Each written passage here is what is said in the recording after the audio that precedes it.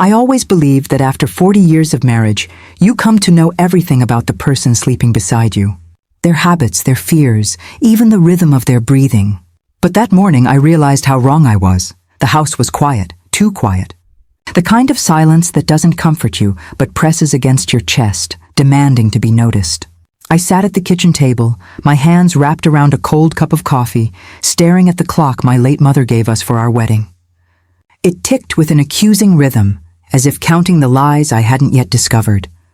Julian came home late again, past midnight, smelling of whiskey and expensive cologne. His suit jacket was creased, his tie half undone, his eyes glassy and distant.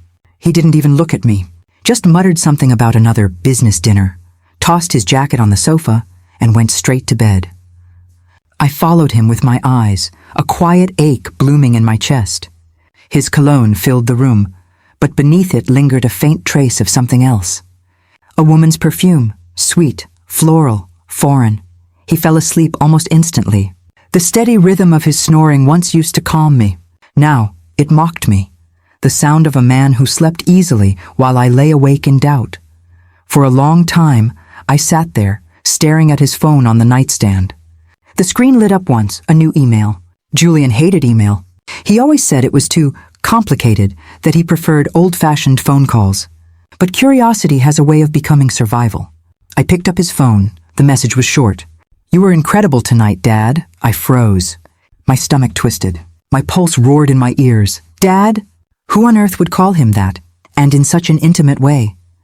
I scrolled down, searching for more, but the sender's address was nonsense, a jumble of letters and numbers. No name, no trace. The phone slipped from my trembling hands, and I caught it before it hit the floor. Julian shifted in his sleep, sighing softly like a man at peace. I envied that peace. I hated it. I put the phone back exactly where it had been and walked into the kitchen. The light was dim, the silence loud. I felt like an intruder in my own life. When I picked up his jacket to hang it properly, something fell from the pocket. A receipt. I unfolded it carefully, a fancy steakhouse. San Antonio. Party of two. He had told me he was in Dallas that night. A small, bitter laugh escaped me. Julian always hated driving to Dallas. But San Antonio? That was his sentimental place, his mother's city. The receipt listed a bottle of Cabernet Sauvignon, the same wine he bought me on our 10th anniversary. That night, he'd toasted my success when I opened my first bakery. Now, it felt like a cruel echo of love long gone. I took a photo of the receipt with my phone. I didn't want to believe my husband was cheating, but women of my age know. We feel the truth long before it's spoken. I walked to the garage, the air heavy with gasoline and deceit. Julian's old SUV sat in its usual spot. The hood was still warm. I opened the door and checked the glove compartment. Inside, I found it. A small tube of personal lubricant. Used. Sticky residue on the cap. For a moment, the world went silent. We hadn't been intimate in years. He'd said he was tired, that age had caught up with him. So what was this doing here?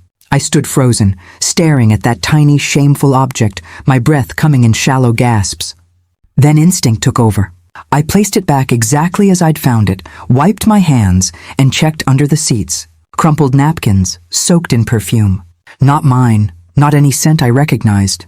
The proof was everywhere, invisible but undeniable. I took pictures of everything, the tube, the napkins, the receipt. It wasn't madness now. It was documentation. I needed truth, not hope.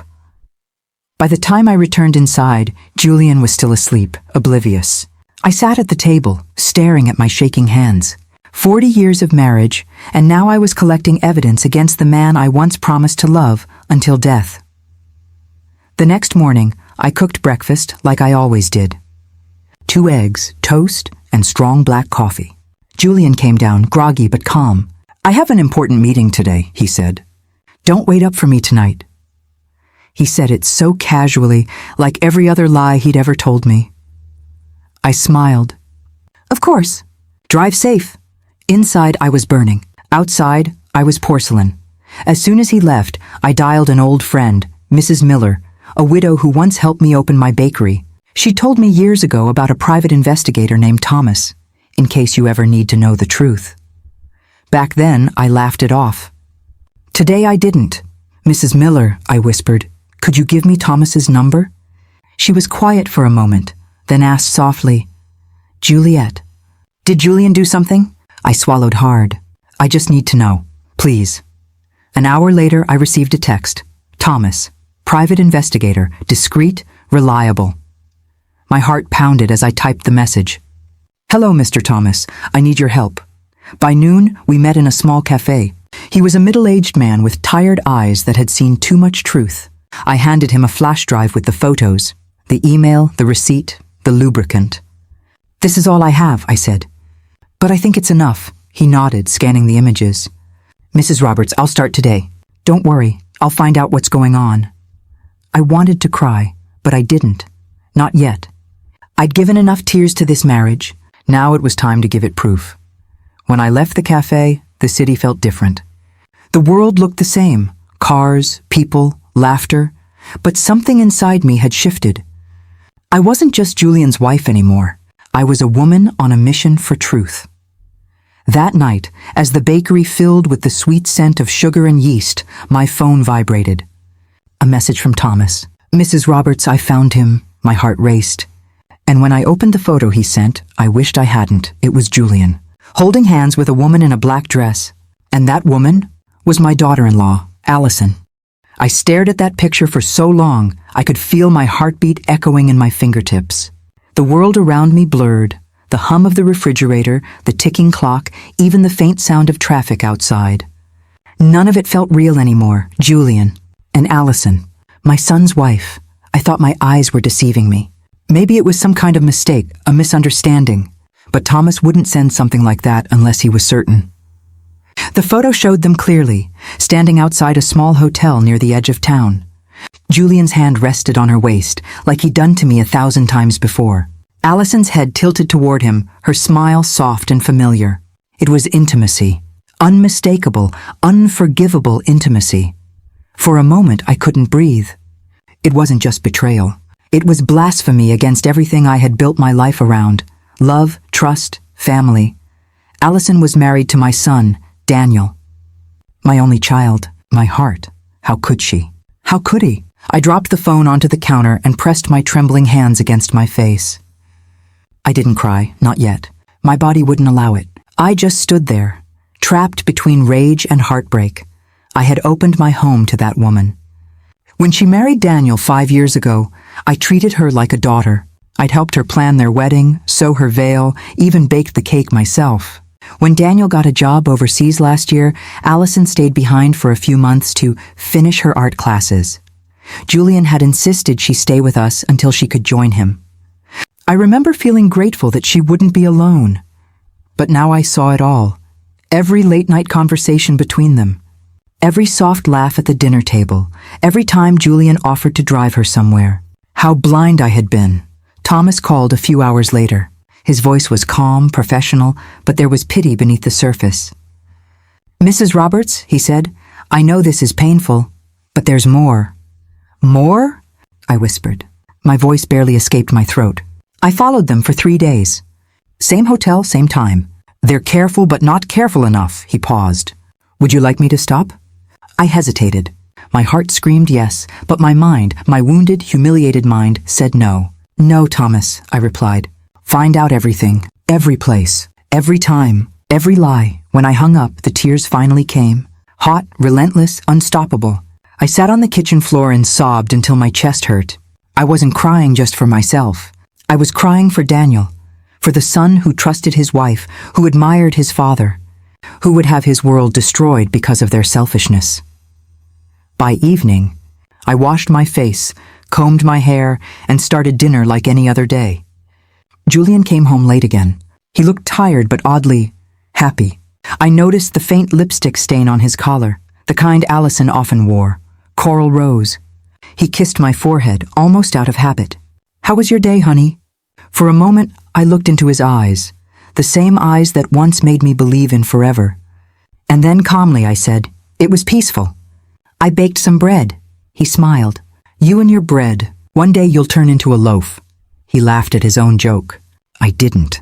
That night, as he showered, I picked up his phone again. I shouldn't have, but I did. And there it was, a message from Allison. Miss you already. Same time tomorrow? Followed by a photo. Her hand holding his tie.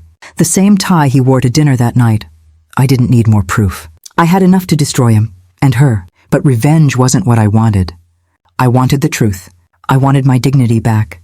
For the next few days, I lived like a ghost in my own home. I smiled when he spoke. I cooked his meals. I listened to his lies. But inside I was planning. Thomas sent me updates daily. Photos, videos, receipts. Julian had paid for Allison's hotel bills using a joint account. My money. Every dinner, every gift, every bottle of wine, funded by me. And then came the worst part. A small video clip. Julian sitting on a hotel bed laughing. Allison resting her head on his shoulder, whispering something I couldn't hear. Then she kissed him. The video ended there. I couldn't watch it twice. The next morning, I looked at myself in the mirror and didn't recognize the woman staring back. Her eyes were red, her lips trembling, her face hollow from sleepless nights. I whispered to her reflection, "You have two choices. You can cry until you vanish, or you can stand up and end this." So I stood up. I went to the bank and withdrew half of our savings. I told the clerk I was buying new equipment for the bakery. She smiled kindly. If only she knew. Then I called a lawyer, a woman named Evelyn, known for her calm strength and sharp mind. When I met her, I told her everything. Every ugly truth, every photo, every receipt. She listened quietly, then leaned forward and said, "Mrs. Roberts, this isn't just infidelity. It's fraud. If your husband used marital assets to fund this affair, you can take action." Her words gave me strength I didn't know I still had. For the first time in weeks, I felt control returning, fragile, trembling, but real. That night, I served Julian his favorite dinner, roasted chicken and mashed potatoes. He smiled, kissed my cheek, and said, "You really are the best wife." I looked at him and smiled back. I know. Inside, I whispered to myself, "Not for long." When he went to bed, I sat in the dark, staring at the stack of documents Thomas had sent me. Tomorrow I would begin my quiet war. I would not shout. I would not beg. I would not let him see me broken, because men like Julian, they expect tears. They expect weakness. But this time I would give him something else. Silence, strength, and justice. The next morning I woke up before the sun. The world outside was still dark, quiet, like it was holding its breath with me. I stood in front of the mirror again. For weeks I had looked into that same reflection and seen only sadness, but that morning felt different. There was a strange calmness behind my eyes, a strength I hadn't felt in years. I put on a gray sweater, brushed my hair neatly, and brewed myself a cup of tea. I didn't cry. I didn't shake. I just thought. When you've been betrayed, there's a moment, that sharp, painful moment, when grief begins to harden into clarity. You stop asking why. You stop searching for logic and cruelty. You simply understand that what's broken may never be fixed. And that's when I realized I wasn't afraid anymore. By 9 a.m., I was sitting across from Evelyn again. She smiled softly. "You're ready," she said. "Yes," I answered. "It's time." We went over every detail. She asked questions about our assets, our house, our savings. She looked through Thomas's reports, the photos, the transactions, the hotel records. When she finished reading, she looked at me with quiet admiration. "You've endured a lot," she said, "but you're not powerless." Her words stayed with me all day. That evening, I made myself a simple dinner. Julian hadn't come home yet, working late again. The irony almost made me laugh. I sat at the table with my tea, staring at the empty chair across from me. For 25 years, that chair had been his place. I had waited through every late-night meeting, every business trip, every silence. But now I wasn't waiting anymore. I opened my journal, something I hadn't touched in years. And I wrote, "He took my trust, my warmth, my loyalty, but he will not take my peace." The pen didn't shake in my hand. It flowed smoothly, like my heart was finally releasing what it had carried for too long. At around 10:30, I heard his car in the driveway. He came in humming softly, his tie loosened, that same faint perfume clinging to him. He kissed my cheek and said, "You're still up?" "Yes," I said, keeping my voice gentle.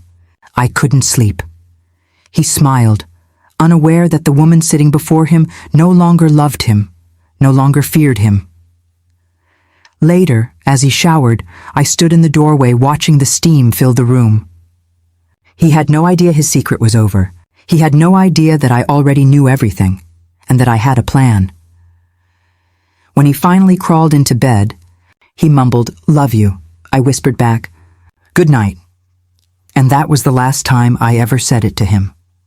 The next day, I met Thomas in a small cafe downtown. He handed me an envelope with more evidence, photos, receipts, even a video of Julian meeting Allison again. "She's careless," Thomas said. "She believes he'll leave you for her." I almost pitied her. Almost. Inside the envelope was a printed text conversation between them. Allison wrote, "Once she's gone, we can sell the house. I don't care what happens to her. She'll manage." My heart clenched. She'll manage. That's what I had always said about everyone else. But now I was the disposable one. Thomas noticed my silence. "Are you okay, Mrs. Roberts?" I looked up and smiled faintly. "Yes," I said. "I'm better than okay." When I got home, Julian was sitting in the living room, scrolling through his phone. He looked up and asked, "Where have you been?" "Just running errands," I said. He nodded, not caring enough to ask more. That's when I realized the love I had once begged for was gone. Not because he took it, but because I finally stopped giving it to someone who didn't deserve it. I spent the next few days preparing silently.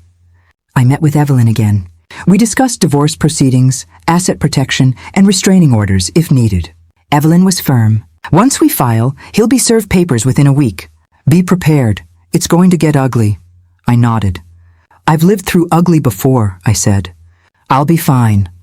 That night, I took out an old photo album, our wedding pictures, birthdays, vacations, everything.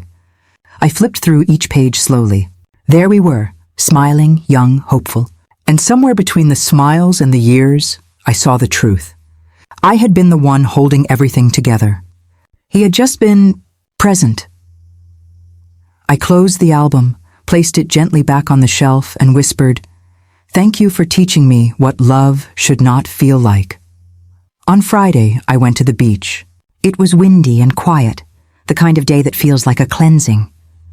I stood there for a long time, watching the waves crash against the shore. And for the first time in months, I let myself breathe deeply. The sea had always been my refuge. When Daniel was little, we'd come here every summer. I'd tell him, "The ocean takes what you give it and gives you peace in return." Now I was giving it my pain. When I returned home, Julian was in the backyard, trimming the hedge. He smiled and said, "You're glowing today." I smiled back. "Maybe I am," he chuckled. "Must be the ocean air." If only he knew. That night, I sat at my desk and wrote him a letter. Not of love, not of hate, but of finality. "Julian, you may never understand what you've taken from me. But one day, when the silence of your choices catches up to you, you'll remember the woman who loved you when no one else would. By the time you read this, I'll have already chosen peace. And that's something you can't take away. Evelyn Roberts." I sealed the letter and placed it in my drawer. Tomorrow would begin a new chapter. But that night I couldn't sleep. My heart was racing, not from fear but from anticipation, because tomorrow he would wake up to a world where his lies no longer had a home.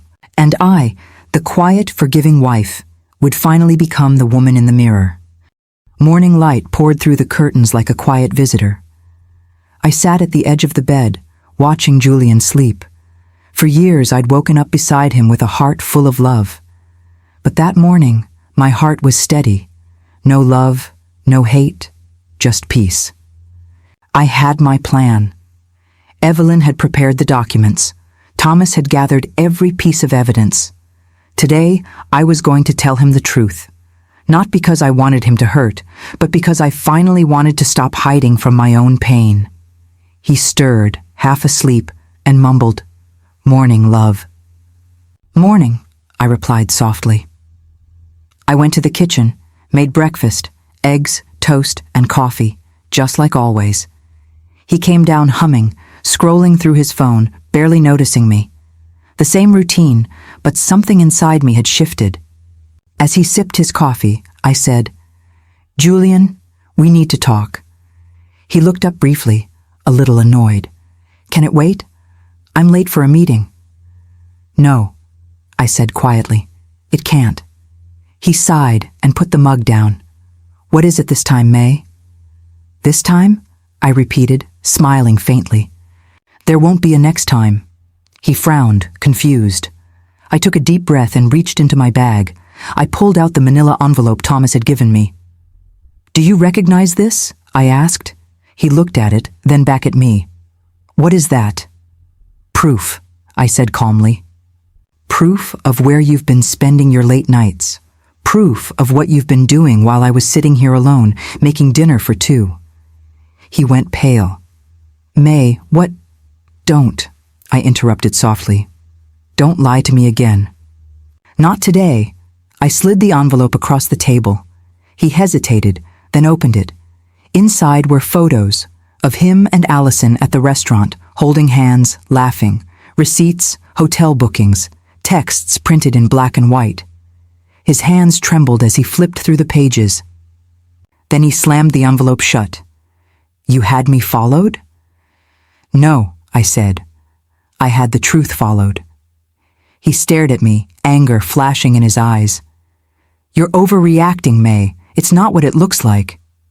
"Then what is it?" I asked, voice steady. "Explain it to me, Julian. Tell me why you were in that hotel with her. Tell me why you spent our savings on gifts for someone who isn't your wife." He stood up suddenly, pacing. "I can't believe you'd do this. You invaded my privacy." I laughed softly, a sound even I didn't expect. "Your privacy? You betrayed our marriage, Julian. You gave away the only sacred thing we had left." He stopped pacing, eyes narrowing. "You think you can just leave me? After everything I've done for you?" That sentence hit me like cold water. Everything he's done for me.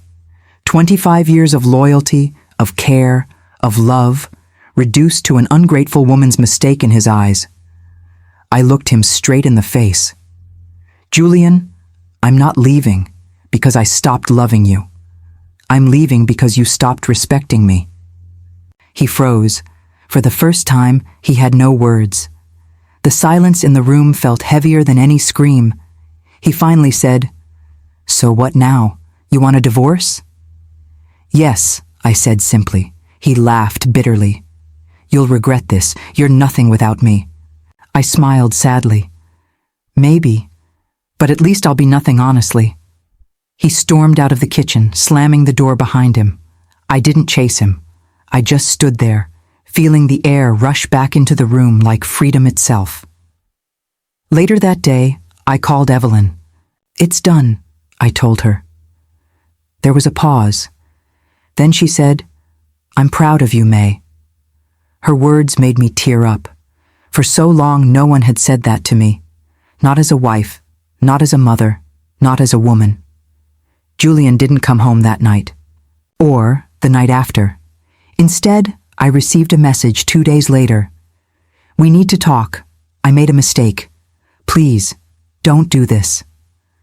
For a moment, my heart softened. Old habits die hard. But then I remembered that kindness without boundaries is how I lost myself in the first place. I replied, "It's too late, Julian. You didn't make a mistake. You made a choice." 3 days later, he showed up at the house. His eyes were tired, his voice desperate. "May, please, don't throw 25 years away." I looked at him calmly. "I didn't throw them away, Julian. You did. I'm just cleaning up what's left." He sat down, head in his hands. "I love you," he said quietly. "No," I said. "You loved the version of me that never questioned you." He looked up, eyes wet. "It was just an affair. It didn't mean anything." I nodded. "Then neither does this conversation." He slammed his fist on the table, his voice rising. "You can't just walk away like this." "Yes, I can," I said softly. "And I am." I walked to the front door, opened it, and pointed outside. "Please leave, Julian." He hesitated. Where will you go?" I smiled faintly. "Wherever peace is." He left without another word. That night, I cried, not out of sadness, but release. It wasn't the tears of a broken woman. It was the tears of someone finally free. The house was quiet, almost too quiet. But for the first time, that quiet didn't scare me. It comforted me. I made myself tea, sat by the window, and looked out at the stars. The same stars I used to wish upon for his love. Now, I wished only for courage, for healing. A week passed. Papers were filed. My lawyer assured me everything was moving forward. Julian tried calling a few times, but I didn't answer. Instead, I focused on rebuilding. I called my son Daniel. "Mom?" he said, surprised to hear from me midweek. "Everything okay?" I hesitated, then said, "Yes, sweetheart. Everything's finally okay." He paused. "You sound different." "I feel different," I said. "I'm learning to be me again." There was a long silence on the line. Then Daniel said softly, "I'm proud of you, Mom." That was it. That was all I needed to hear. That night, I opened my journal again and wrote, "Freedom doesn't come with fireworks or applause. Sometimes it's just a quiet morning when you realize you no longer need to beg for peace." I smiled, closed the book, and whispered to myself, "This is my new beginning." It's strange how silence changes after heartbreak. At first, it's unbearable. Every tick of the clock feels like a reminder that you're alone. But with time, silence becomes a friend. It starts to sound like peace. A month had passed since Julian left. The house that once felt too big now felt just right. I began noticing things I hadn't before. The way morning light hit the kitchen tiles, the smell of coffee filling the room, the sound of my own breath steady and calm. I was rediscovering myself, piece by piece. Every morning, I made it a ritual to step outside with my cup of tea and feel the air on my face. For years, I had lived my life indoors, trapped by routine, expectations, and emotional noise. Now each sunrise felt like a personal invitation to live again. One afternoon, Evelyn stopped by with groceries. "I thought you could use some company," she said, smiling softly. I laughed. "You mean you thought I might have starved myself without supervision?" She grinned. "Well, that too." We sat in the garden, surrounded by roses Julian had planted years ago. I used to hate those roses, not because they weren't beautiful, but because he always took credit for them, even though I watered them every day. Evelyn looked around and said, "It's peaceful here." "You've kept it lovely," I nodded. "It finally feels like mine now." We talked for hours, about everything and nothing. Then she asked gently, "Do you ever regret it? Ending it, I mean." I thought about it for a moment. "No," I said. "I regret staying so long after I knew I was being unloved. I regret teaching my heart to settle for less." Evelyn reached over and squeezed my hand. "That's strength, May. Not everyone gets to that point." I smiled, but inside I knew it wasn't just strength. It was exhaustion, the kind that forces you to choose yourself because you've run out of anything else to give. That evening, I found myself in the attic. I hadn't been there in years. Dust covered everything. Old suitcases, Christmas decorations, memories sealed in boxes. One box caught my attention. It was labeled May Before Marriage. Inside were photographs, journals, letters. I saw a younger version of myself, wide-eyed, hopeful, full of dreams. There was a picture of me standing in front of a small bookstore. I remembered that place. I used to work there before I got married. I loved books, stories, the smell of ink and paper. I had forgotten that part of me existed. I sat down, holding the photo close. "When did I stop being her?" I whispered to the empty attic. The next morning, I drove into town for the first time in months. I passed the cafe where Julian and I used to sit every Sunday. I didn't look away this time. I didn't feel anger either, just acceptance. I stopped by the bookstore. It was still there, though under new ownership. The same smell of old paper greeted me as I stepped inside. A woman behind the counter smiled. "Can I help you?" I smiled back. Just browsing. I used to work here, many years ago. Her eyes lit up. Oh, you must be May, the lady in the old staff photos. We still have your picture in the back. I laughed in surprise. Really? She nodded and disappeared for a moment. When she came back, she was holding an old photo frame. And there I was, 20 years old, standing behind the same counter, smiling like I owned the world. I felt something inside me shift, a gentle awakening. That woman in the photo wasn't gone. She was still here beneath all the years of silence and sacrifice. I started visiting the bookstore more often. Sometimes I helped organize shelves. Other times I just sat in the corner reading. The owner, Lily, soon offered me a part-time job. I could really use someone who knows books like you do, she said. For a moment I hesitated, then smiled. I'd love that. It wasn't about the job. It was about reclaiming a piece of myself. Weeks passed, and slowly life started to make sense again. One evening, as I was locking up the store, a familiar voice called from behind me. May? I turned around. It was Daniel, my son. He was smiling, holding a small bouquet of flowers. I wanted to surprise you. I hugged him tightly. What are these for? He laughed. For my mom, the bravest woman I know. Tears filled my eyes. Oh, Daniel. He pulled back slightly and said, You know, Dad called me last week. My heart tightened, but I stayed quiet. He said he misses you, Daniel continued. He asked me to talk to you, but I told him you're happy now, and that maybe that's enough. I took a deep breath. You said the right thing, he smiled. I know. You taught me how. That night after he left, I sat by the window again. The house was quiet, but it was no longer lonely. I opened my journal and wrote, When life breaks you, it's not always a punishment. Sometimes it's a push, back toward who you were meant to be. I closed the book, feeling lighter than I had in years. A few days later, I ran into Julian at the grocery store. He looked older, tired. For a second, we just stared at each other, two strangers who used to share a life. May, he said quietly. You look good, I smiled politely. Thank you, he hesitated.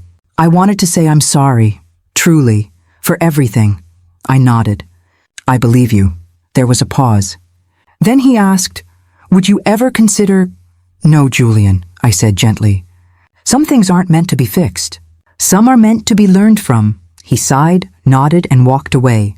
I didn't feel triumph. I didn't feel sadness. Just closure. When I got home that evening, I lit a candle and brewed a cup of chamomile tea. The air felt warm and calm. I whispered to myself, This is peace. Not the kind you wait for, the kind you create. It had been almost a year since Julian walked out of my life. A full circle of seasons, from heartbreak to healing. The roses he planted had bloomed again that spring, and for the first time, I wasn't reminded of him when I saw them. I was reminded of me, the woman who had survived, rebuilt, and grown roots of her own. Life had found rhythm again. The mornings were slow and gentle. I would open the windows, let the sun in, feed the stray cat that had decided my porch was its home, and then drive to the bookstore. That small space of paper and stories had become my sanctuary. Lily, the owner, had become a dear friend. She would always tease, May, you bring a different energy into this place, like peace in a teacup. And maybe she was right. I had stopped rushing. I had stopped explaining myself. I simply existed, with quiet dignity. One afternoon, as I was shelving new books, my phone buzzed. It was an unknown number. Hello? I answered softly. Mom? The voice froze me for a moment. It was Anna, my daughter, the one who hadn't spoken to me in nearly 2 years. My hand trembled. Anna, is that really you? Yes, she whispered, her voice uncertain. I hope this isn't a bad time. I closed my eyes and leaned against the counter. Sweetheart, for you, it's never a bad time. There was a long pause on her end before she said, Mom, I know I've hurt you, and I can't fix the past, but I want to try. When she said that, the room seemed to go silent. The sound of the rain outside, the creak of the wooden floor, everything faded.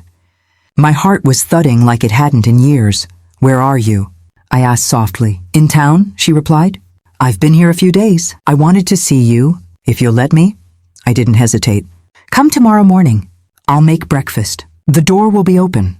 That night, I couldn't sleep. My mind kept replaying her voice. I remembered her laughter as a little girl. The way she used to curl beside me during thunderstorms, whispering, "Don't worry, Mommy. I'll protect you." I never imagined the same child would one day turn away from me, that she'd choose her father's version of truth over mine. But grief has a way of humbling the heart. And time. Time has a way of softening even the sharpest edges. I stayed up cleaning, cooking, preparing everything like it was a sacred ritual. By morning, the house smelled of cinnamon and coffee, warmth and welcome. At 9 a.m., I heard a car pull up. I stood by the window, and there she was, my Anna. Older, thinner, her hair shorter, but her eyes still the same. My little girl. When she stepped through the door for a moment, neither of us moved. Then, as if pulled by some invisible force, we both walked forward and fell into each other's arms. I felt her body shake as she sobbed, "I'm so sorry, Mom. I believed things I shouldn't have. I was angry at the wrong person." I held her tighter. "Shh, you're here now. That's all that matters." We stood there like that for a long time, two broken hearts finding their rhythm again. Over breakfast we talked, carefully at first, then freely. She told me how Julian had turned bitter after I left, how he had blamed me for everything that went wrong in his life. "He said you abandoned us," she admitted quietly. I wanted to believe him, but after a while, I realized he was living the same lies he always had. I saw how he treated people. I saw the manipulation. And I started to remember everything you'd tried to warn me about. I sighed deeply. He was your father, Anna. I never wanted to take that away from you. But sometimes love blinds us, all of us. She looked down. I just wish I had realized sooner. I reached across the table, took her hand, and smiled gently. Life doesn't always give us perfect timing. It gives us second chances instead. She smiled faintly. "Mom, I'm getting married." For a second, I froze again. "You are?" She nodded, her cheeks turning pink. "His name is Matthew. He's kind, patient, nothing like Dad, and I want you to be there if you'll come." Tears welled up in my eyes. "Of course, sweetheart. Of course I'll come." It was strange at that moment. After all the years of silence, betrayal, and pain, here we were, planning a new beginning. Not the one I had expected, but maybe the one I needed. The weeks that followed were busy. Anna visited often, helping me pick a dress for the wedding, tasting recipes, laughing again like the girl I remembered. She told me stories about Matthew, how he'd proposed on a rainy day, how he always made her feel safe. I could see happiness in her eyes, and it healed something deep inside me. One afternoon, while helping her choose flowers, she turned to me and said, "You know, Mom, you've changed. You seem lighter." I smiled. "Maybe I finally learned to let go of things that weren't mine to carry." She nodded thoughtfully. "I think I did too." The night before the wedding, I sat alone in the garden under the stars. I thought about the woman I had been, the one who once believed her worth depended on being loved, the one who stayed silent to keep peace, the one who almost forgot her own voice. And then I thought about the woman I had become, standing tall, content in her solitude, no longer waiting for validation from others. I whispered to the night. Maybe losing everything wasn't punishment. Maybe it was grace, disguised as pain. The next morning, Anna looked radiant in her white dress. As she walked down the aisle, she glanced at me, and I saw tears in her eyes. When she reached Matthew, she turned and mouthed, "Thank you." I smiled back, knowing exactly what she meant, not just for being there that day, but for surviving, for forgiving, for showing her that broken women can still bloom. That evening, after the ceremony, she handed me an envelope. "It's from Dad," she said softly. "He wanted me to give it to you." I hesitated before opening it. Inside was a simple note, written in Julian's familiar handwriting. "May, I've sold the last of our old things. I've paid the debts, the house, the car, everything. I wanted you to know I'm starting over too. I hope you found peace, Julian." I stared at the letter for a long time, then folded it gently. "I think he's finally learning," I said quietly. Anna smiled. Maybe we all are. That night, as I watched the newlyweds dance, I felt something I hadn't felt in years: serenity. It wasn't the absence of pain, but the acceptance of it. It was knowing that every wound had led me exactly here, whole, free, and finally at peace.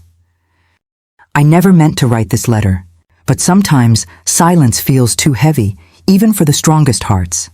So tonight, I'm sitting at my kitchen table, the same table where you once read the morning paper, where our children did their homework, where I used to wait for you long after midnight. The moonlight falls across the old wood, and my pen moves on its own. This letter is for you, Julian. But it's not for sending, it's for letting go. Do you remember that summer we first met? San Diego, 1978. You were fixing that old red motorcycle, grease on your hands, and I had just moved into the apartment above the bakery. You looked up, smiled, and said, "You look like someone who smells like sugar." I laughed then. I didn't know that moment would define the rest of my life. You were charm wrapped in mystery, and I was hope wrapped in flower and sunshine. You said you wanted to build a future together, and I believed you. God, how I believed you. We built a life from scratch. We worked, we dreamed, we fought, and for a while, it was beautiful. I still remember the way you used to hum when you worked in the garden, how you'd whistle to call the dog, how you'd bring me coffee on rainy mornings.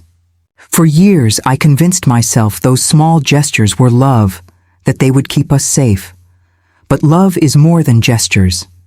It's truth, and truth, as I learned too late, was something you couldn't give freely. When I found the tube of lubricant in your car, I didn't scream.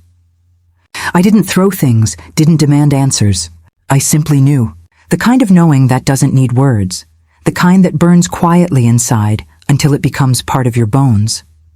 People think betrayal explodes like a bomb. But it doesn't. It seeps, slow and invisible, through every crack, every memory, until one day you wake up and realize the person beside you is a stranger wearing a familiar face. When I learned about you and Allison, I thought I'd die. Not from anger, but from disbelief. You didn't just cheat on me. You violated the sacred trust of our family. You destroyed our son's faith, my peace, your own legacy. And yet, somewhere between the rage and the ruin, I found clarity. Pain is a mirror, Julian. It reflects not what others have done to us, but what we must change within ourselves. You broke something in me, but you also broke something open. I used to think revenge would bring peace. That if you suffered like I did, maybe balance would return to the universe. But peace doesn't come from punishment. It comes from release. When I rebuilt my life, I realized something strange. You were no longer the villain. You were just a lesson, a long, painful chapter I had to live through to understand myself. You taught me the cost of silence. For years, I bit my tongue to keep the peace, to protect an illusion of harmony. But peace without honesty is just quiet chaos. I should have spoken sooner. Not to stop you, but to save myself. You also taught me the beauty of endings. I used to believe that forever was the only kind of love worth having. Now I know that some loves are meant to end, so we can meet ourselves again in the aftermath. I saw you once, a few months ago. You were walking alone outside the old courthouse. Your shoulders looked smaller, your stride slower. For the first time you seemed human. Not the man who betrayed me, but the man who finally carried the weight of his choices. I didn't call out to you. I didn't need to. Sometimes closure is simply watching from a distance and feeling nothing at all. Anna's wedding was beautiful. You didn't come, and that was the right choice. There was laughter, light, and new beginnings, the kind that only come after storms. She's happy now, Julian. Truly happy. I think that's what you wanted for her in your own broken way. And Daniel, he forgave you long before I did. He told me once, "Mom, maybe Dad was just a man who forgot how to love right." I think he's right. So this letter isn't an accusation. It's a farewell. Not to you, but to the ghost of you, the one who haunted my nights for far too long. I forgive you, Julian. Not because you asked for it, but because I refuse to carry you anymore. Forgiveness isn't approval. It's freedom. And tonight, as I fold this letter and place it in the drawer beside our wedding photo, I finally feel free. The wind outside is gentle. The roses by the porch sway as if nodding in agreement. I take one last look at your handwriting on that note you sent. The one that said you hoped I'd found peace. And I smile. Because I have. For the first time in years I have. Goodbye, Julian. Thank you for the memories, the mistakes, and the lessons. Thank you for teaching me that even shattered glass can still catch the light. With love that has learned to let go, May. It was a Sunday morning, the kind that smelled of rain and cinnamon. I'd just finished watering the garden when I heard it, a knock at the door. 3 slow, uncertain taps, my heart stilled. I wasn't expecting anyone. Through the lace curtains, I saw him. Julian. For a moment, I thought time had folded in on itself. The years melted away, and there he was, older, thinner, the silver in his hair catching the morning light. He was wearing the same brown jacket he used to wear when we'd go for drives down to the coast. He stood there, hat in hand, not the confident man I once knew, but someone smaller, humbled by time and guilt. I didn't open the door right away. I just stood there, my hand resting on the knob, my breath shallow. After all these years, why now? What could possibly be left to say? Finally, I opened it. The air between us felt heavy, like a memory that refused to fade. May, he said softly. His voice trembled, the kind that comes from carrying too many regrets. I didn't know if you'd want to see me. I studied his face, the lines, the wear, the quiet sorrow in his eyes. There was no arrogance left, no excuses, just humanity. I wasn't sure I did, I replied, steady but kind. Yet here we are. We sat in the living room, the same one that once echoed with laughter and arguments and silence. I poured him tea, not out of love, but out of habit. He held the cup like it was something sacred. I heard about Anna's baby, he said after a long pause. She sent me a photo. She's beautiful, I smiled faintly. She is, you'd like her. She has your stubborn chin. He chuckled softly, then fell quiet again. The kind of silence that only exists between two people who've already said everything there is to say. I'm sick, May, he said finally. The words dropped like stones into still water. I don't have much time left. I didn't cry. I didn't even flinch. I just stared at him, my heart somewhere between pity and release. I'm not here for forgiveness, he added quickly. I know I don't deserve that. I needed to see you one last time. The clock ticked behind him. Each second felt like a small echo of our past. He told me he'd spent years in quiet isolation, that Allison had left long ago, that he'd sold the house, the cars, everything, and moved to a small apartment near the ocean. Funny, he said with a weak smile. I used to think the ocean belonged to us. Turns out it forgives everyone eventually. He talked about his loneliness, his mistakes, the way time stripped away his pride. He said he'd replayed our last conversation over and over, wishing he'd chosen differently. I thought I was chasing freedom, he whispered, but I was just running from myself. I sat there listening, not out of obligation but compassion. There was no anger left in me, only understanding. Pain had long ago softened into something quieter, something like acceptance. When he finally looked up at me, his eyes glistened. Do you hate me, May? I took a deep breath and shook my head. No, Julian. I stopped hating you when I realized you were never the man I thought you were. And that's not hate. That's grief. He nodded slowly, as if those words freed him. We sat in silence for a while, sipping tea that had long gone cold. Outside, the rain began to fall, gentle and forgiving. I remembered the nights I'd cried alone, praying for peace, and how that peace had quietly arrived when I stopped asking for closure. He broke the silence again. I still remember the day you baked that apple pie for my birthday. You burned the crust, and we laughed until midnight. I haven't laughed like that since. I smiled faintly. That was a long time ago, Julian. Some memories don't age, he said softly. As he stood to leave, he hesitated by the door. I didn't come to ask for anything, he said, voice breaking. I just wanted you to know, I always loved you in my own broken way. I looked at him, the man who'd once been my world and later my wound. And I said, I believe you. But love without honesty isn't love, Julian. It's just comfort wearing a disguise. He closed his eyes, nodded, and smiled. A sad, peaceful smile. I know that now. He walked down the path, rain gently soaking his coat. He didn't turn back, and I didn't call out.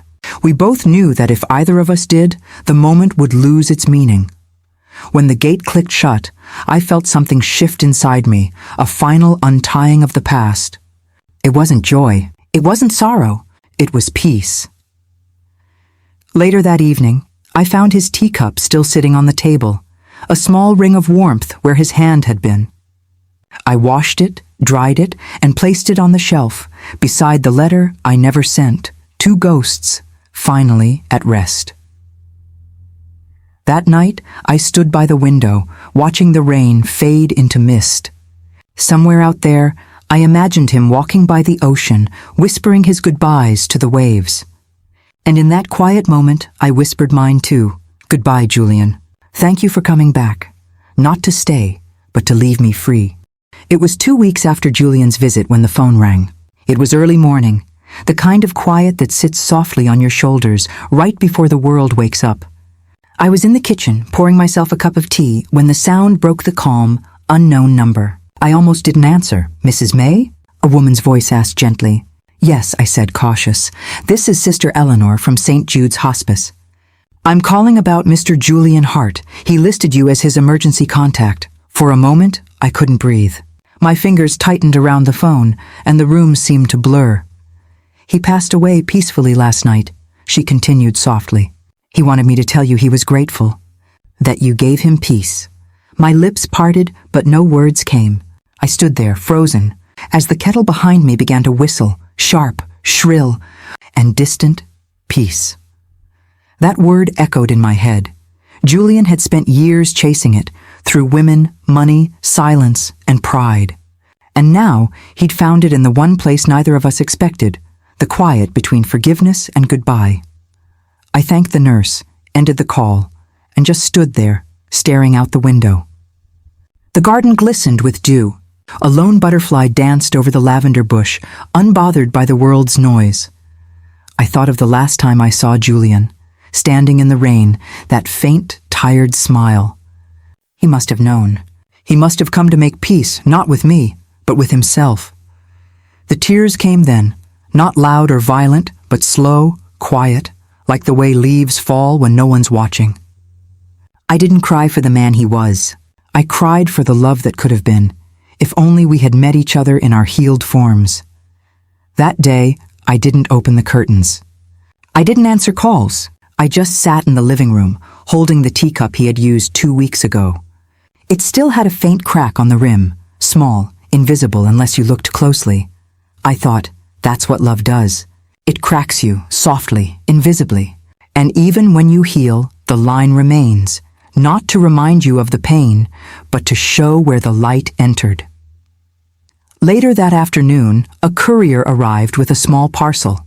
Inside was a letter, Julian's handwriting, shaky and uneven, and beneath it, a seashell, white and polished smooth. The letter read, May, I wanted to leave you something small, something that reminded me of you. Do you remember our first trip to the beach? You picked up this shell and said it sounded like the ocean was whispering secrets. I kept it all these years. I thought the ocean's voice belonged to us, but I was wrong. It belonged to you.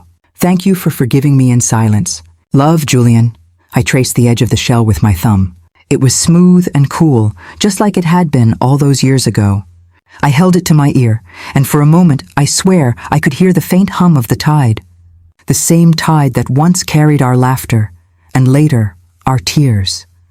Goodbye, Julian, I whispered. May the sea carry you gently. That evening, I went for a walk to the cliff overlooking the bay. The sun was setting, painting the sky in gold and lavender, his favorite colors. I held the shell in my hand, then knelt by the water's edge. There was no ceremony, no prayer. Just a quiet woman saying farewell to the ghost of a man she once loved. When the first wave touched my feet, I let the shell slip from my fingers. It tumbled once, caught the sunlight, and vanished beneath the foam, and just like that, the past was gone. As I walked back home, the air felt lighter, sweeter somehow. For years, I'd carried the weight of anger, betrayal, and disappointment. Now, it felt like the sea had taken them away, leaving room for something new. Peace. That night, I dreamed of him. He was standing on the old boardwalk, smiling, the wind tugging at his jacket. He didn't say a word, but his eyes did. Thank you. When I woke up, I wasn't sad. I was grateful. In the weeks that followed, I planted roses in the corner of the garden where the sunlight lingered the longest. I called them Julian's roses, not to honor his mistakes, but to remember that even broken things can bloom again. Every morning, I'd talk to them, sometimes softly, sometimes through tears. And in those quiet conversations, I realized something profound. Forgiveness isn't about letting someone back in. It's about letting yourself go free. I wrote in my journal that night. Closure doesn't always come with words or apologies. Sometimes it comes with a seashell, a memory, and a sunrise you no longer cry through. And as I closed the book, I felt something new, not the ache of missing someone, but the peace of finally returning to myself. It's been 6 months since Julian's letter arrived. 6 months since I stood by the water's edge and let the shell slip away. People say time heals everything, but I don't think that's true. Time doesn't heal, it teaches. And if you listen carefully enough, you learn to live with the lessons instead of the pain. These days, my mornings are quieter, softer. I wake to the sound of the birds in the garden, the smell of coffee drifting through the house, and the gentle creak of the old wooden floor that's held my footsteps for decades. Peace doesn't look like I imagined it would. It's not loud or dramatic. It's just ordinary moments that don't hurt anymore. Sometimes I sit on the porch with a book. Other times I write in my journal. And on certain afternoons, when the wind carries the smell of the sea, I find myself smiling for no reason at all, because even though Julian is gone, a part of me knows forgiveness set both of us free. When I look back, I don't see tragedy anymore. I see chapters, a woman who loved too deeply, a man who lost his way, and a life that somehow still bloomed through the cracks. There was a time I believed betrayal broke me. But now I know it shaped me. It stripped away the illusions, the dependency, the fear of being alone. And in that emptiness, I found something pure. My own strength. People often ask me why I tell my stories online, why I open my heart to strangers. The truth is simple, because there's always someone listening who needs to hear that they're not alone. Maybe she's sitting in a dark room, holding a cup of tea gone cold. Maybe she's trying to understand why the people she loved the most could hurt her the deepest. Maybe she's wondering if she'll ever feel whole again. And if she's listening right now, this is what I want her to know: you will. Not today, not tomorrow, but one morning you'll wake up and the silence won't scare you anymore. It'll feel like peace. Julian once told me, "May, you forgive too easily." But I don't think forgiveness is weakness. Forgiveness is the art of unclenching your heart. It's saying, you no longer have power over my peace. It doesn't mean forgetting. It doesn't mean letting them back in. It simply means choosing yourself quietly every day. After Julian passed, I found old photographs, us at the pier, laughing, my hair caught in the wind, his arm around me. I didn't tear them up. I placed them in a small box, tied it with a ribbon, and wrote one word on top. Once, because that's what love sometimes is. Something that once was, and that's enough. It doesn't have to be forever to have mattered. A few weeks ago, a young woman from the neighborhood stopped by. She'd been watching my stories online. She told me, "May, your words helped me leave a relationship that was breaking me. And for the first time in years, I felt that the pain I once thought was meaningless had found purpose. Because when we turn our pain into wisdom, it becomes light for someone else's path. There's an old saying, the heart never forgets. It just learns to beat differently. I think that's true. My heart still remembers Julian, the laughter, the storm, the silence. But it beats differently now, steadier, wiser, freer. The garden he once helped plant has grown wild and beautiful again. His roses bloom each spring, soft and fragrant. And every time I water them, I whisper, "Thank you for the lesson. So here's what I learned, my dear listener. You can survive what you thought would destroy you. You can lose everything, love, trust, youth, and still find something more precious waiting on the other side. Peace. Pain doesn't end your story. Sometimes it's just the chapter that teaches you how strong your pen really is. As the sun sets behind my garden tonight, the sky burns gold one last time. I close my journal and smile, because for the first time in a long time I don't need closure. I already have it. In my heart, in my breath, in my quiet, and to you, who've listened all the way through, thank you. You've walked beside me through the heartbreak, the lessons, and the healing. Maybe, just maybe, you found a piece of your own story here too. If you liked my story, please subscribe for more life stories like this. And tell me, what would you have done in my place? With heartfelt greetings, until next time.